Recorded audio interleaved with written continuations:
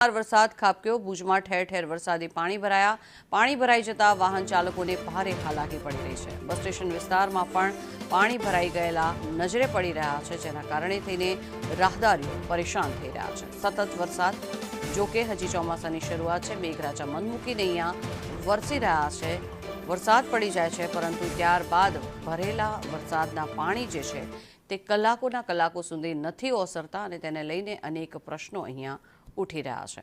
Road રસ્તા પર પાણી ફરી વળ્યા છે અને તેના કારણે વાહન ચાલકો પરેશાન થઈ રહ્યા છે।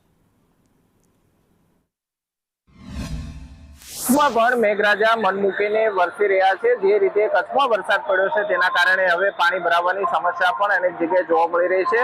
ભુજના દ્રશ્યો છે, તમે જોઈ શકો છો કે બસ સ્ટેશન વિસ્તારની અંદર અત્યારે પાણી ભરાવાની સમસ્યા છે તે જોવા મળી રહી છે। ભુજમાં જે રીતે વરસાદ પડ્યો છે તેના કારણે કંઈક ને કંઈક વાહન ચાલકોને હાલાકીનો સામનો કરવો પડી રહ્યો છે।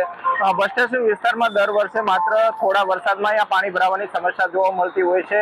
પાલિકા દ્વારા દર વર્ષે લાખો રૂપિયાના ખર્ચે પ્રી મોન્સૂન કામગીરી કરવામાં આવતી હોય છે, પરંતુ તમે જોઈ શકો છો તે પ્રમાણે માત્ર થોડા એવા વરસાદની અંદર અત્યારે અહીંયા વરસાદી પાણી ફરી વળ્યા છે, તેના કારણે કંઈક ને કંઈક વાહન ચાલકોને હાલાકીનો સામનો કરવો પડી રહ્યો છે। હજુ પણ આવતીકાલે કચ્છમાં ભારે વરસાદની આગાહી છે, જેના કારણે લોકોને કંઈક ને કંઈક વરસાદના કારણે મુશ્કેલીનો સામનો કરવો પડી શકે છે। અલ્પેશ ગોસ્વામી, સંદેશ ન્યૂઝ, ભુજ।